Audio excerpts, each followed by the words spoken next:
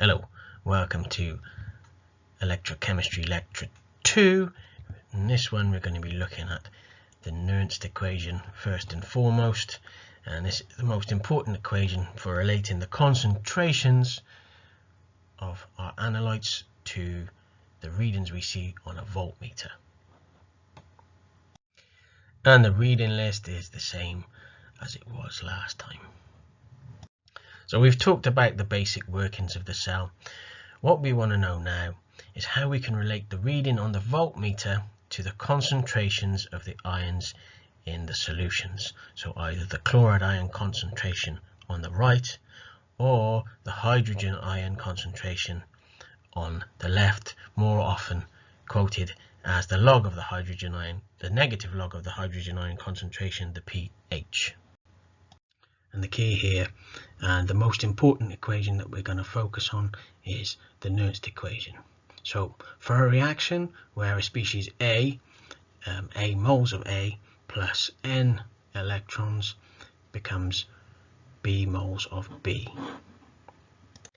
we can relate E to the natural log of the reaction quotient, where the reaction quotient is the activity of the product raised to the power of the number of moles reacting over the activity of the product similarly raised to the power of the moles.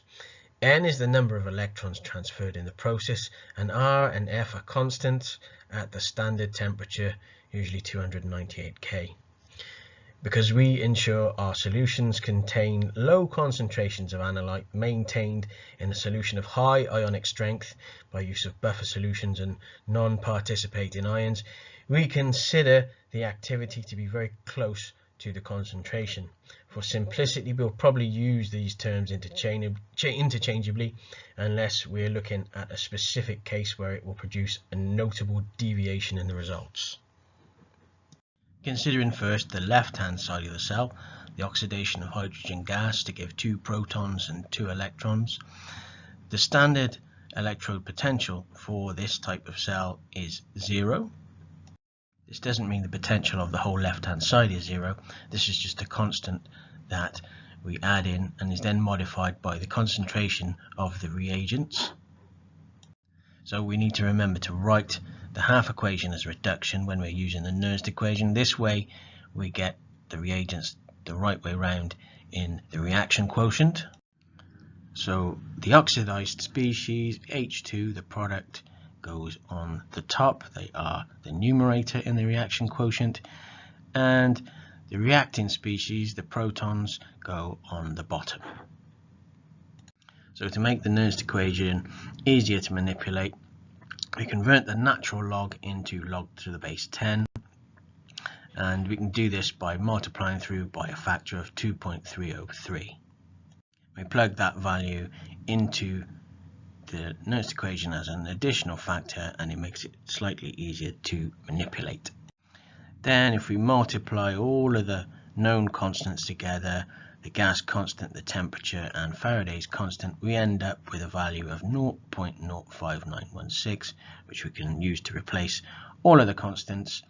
And then the only thing we have to change, if it changes, is N, the number of electrons transferred. And that's then true for all AB type reactions at 25 degrees C. Now what we have to do is plug in values for the hydrogen electrode. So the partial pressure of hydrogen is taken as atmospheric pressure, 1 bar. This is because it's the easiest pressure to maintain. When the hydrogen is released from the cylinder, it naturally assumes atmospheric pressure. N will be 2 because there are 2 electrons transferred, and the power to which we raise the H plus concentration is 2 because there are 2 moles of protons produced in the reaction. Considering the right hand side of the cell, where A is reduced to give products B and C, so we don't have to change around the way we've written the half reaction because it's already a reduction, and this has a standard electrode potential of 0.222 volts. The reaction quotient will now be written with the products B and C, that's silver solid and chloride ions, as the numerator, and with the silver chloride solid, the species which is reduced, as the denominator. And again, we just need to plug in the values for this electrode into the Nernst equation. First of all, we see that silver and silver chloride are solids, so their concentration is effectively 1. And this greatly simplifies our Nernst equation as they disappear in the log, and we're left simply with the standard potential taken away our factor of 0.05916 multiplied by the log of the chloride concentration. Now we know that the potential for the whole cell is the right hand side, the more positive side, minus the left hand side, the more negative side, and we can substitute in our two equations for the potential of these half cells into a whole Nernst equation for the cell. We can now relate the potential of the whole cell to the activity, or at low concentrations, the concentration of chloride ions and the concentration of hydrogen ions, which we can easily convert to pH. So now if we know the meter reading and the chloride ion concentration, we can work out the pH, or we can work out the hydrogen ion concentration. And similarly, if we set the pH to a constant level by use of a buffer solution, for example, and we have the meter reading, we can work out the chloride ion concentration. So the cell is a simple probe. The equilibrium in the left hand of the cell is only affected by free protons, so in the presence of the buffer, these protons will be removed from solution and the pH won't change. That means that whatever the amount of protons produced, this cell is going to have the same half cell potential. And similarly, we can control the chloride ion concentration by saturating the solution with an amount of potassium chloride. This means that however much chloride is produced at the silver-silver chloride electrode, the chloride ion concentration is going to remain constant and give us a constant half cell potential. So now we can treat the silver-silver chloride electrode as simply having a value of 0.197. So now that we fixed the potential of the right hand side of the cell, we can relate the reading on the potentiometer to the proton concentration, and our cell becomes a pH probe. This is not how an actual pH electrode works. Carrying around a hydrogen platinum electrode would be quite cumbersome, but it does demonstrate how a silver-silver chloride reference electrode works. So let's see how this reference electrode works. Here we have on the left hand side the silver-silver chloride reference electrode setup. On the right hand side we have a platinum wire dipped into a solution of iron 2, iron 3, and let's assume that we know how much iron is in solution, how much free iron, but we don't know the ratio of iron 2 to iron 3. Now using the Nernst equation we can work out the reaction quotient, and from that we can calculate the amount of iron 2 to iron 3. So we know the standard electrode potentials for both sides. We can just look these values up, and we know the half cell Nernst equations. So on the bottom there we have E minus, which will work out at 0.197 as we fix the chloride ion concentration, and on the top we have the Nernst equation for the right hand side cell, and the reaction quotient corresponds to the relative concentrations of iron 2 and iron 3. As we've said before, when we saturate the left half of the cell with potassium chloride, its potential becomes fixed at 0.197, the standard silver-silver chloride electrode. Putting the two half-cell equations together from the reading on the potentiometer, we can relate the reaction quotient, or the log of the reaction quotient of iron to iron 3 to our meter reading. And we're going to work through an example of this in class, where from the meter reading you derive the concentration of iron from a known amount of iron in total placed in the left hand solution. This type of reference electrode is available commercially. You can see one on the left hand side of the page here. Is exactly the same design as the cell shown in the previous slide, but it's just made in a more compact and portable way. You can take this and dip it into any solution as your reference. In order to regenerate it, sometimes you'll have to clean the porous plug, and when not using it, usually dip it into a saturated potassium chloride solution just to make sure it doesn't drain away.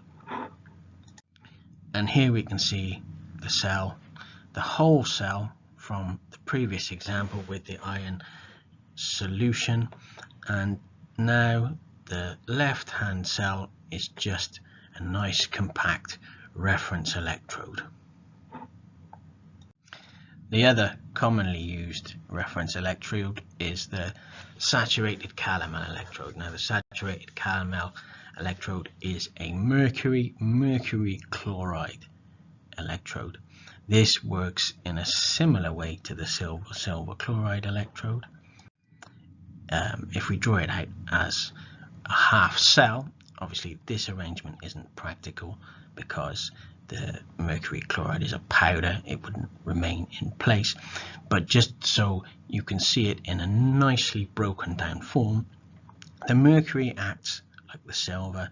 It's the metal into which the mercury ions in the mercury chloride are reduced, and that gives you more mercury liquid.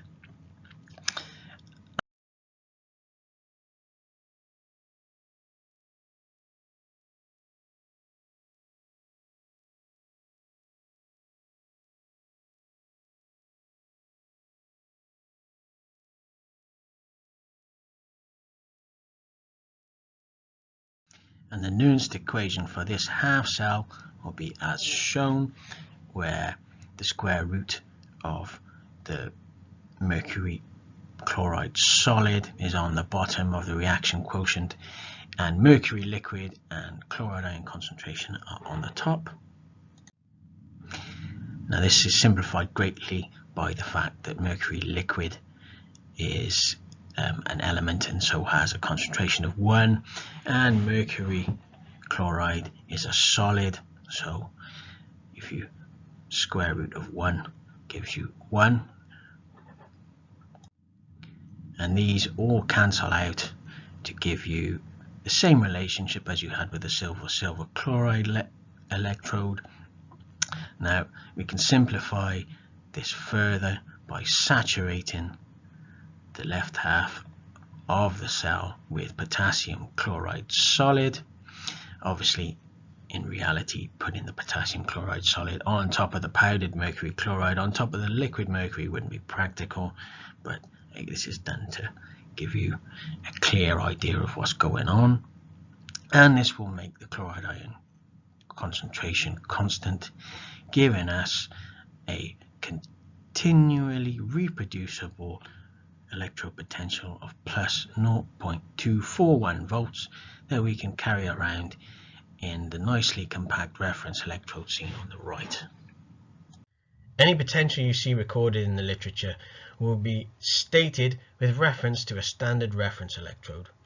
As they are easy to use, this will often be the Calomel or the silver chloride electrode. To compare values referenced differently, you need to convert between them. The best approach is to draw a line as shown and mark 0 for the standard hydrogen electrode, and 0.197 and 0.241 for the silver chloride and Calomel electrodes respectively. If, for example, a metal is oxidized at 0.230 volts versus the standard hydrogen electrode, we subtract 0.197 from this to give the value versus silver chloride. If it was reported as taking place at minus 0.011 volts versus the standard Calomel electrode, then we would need to add 0.241 volts to give the value versus the standard hydrogen electrode. To convert further to silver chloride, add on 0.197 volts again. If the potential is reported at a negative value, again we simply subtract the value of the reference electrode versus hydrogen to convert from standard hydrogen to silver chloride or Calomel, or add those values to convert back to the standard hydrogen electrode. You'll usually see the values recorded versus the standard hydrogen electrode, versus silver chloride, or versus standard Calomel electrode, and they'll be written as they have been written here, although there are other less common reference electrodes that you may find. Here I've shown exactly how you would write that notation, plus 0.033 volts versus SCE, for example. Okay, that's the end of this lecture.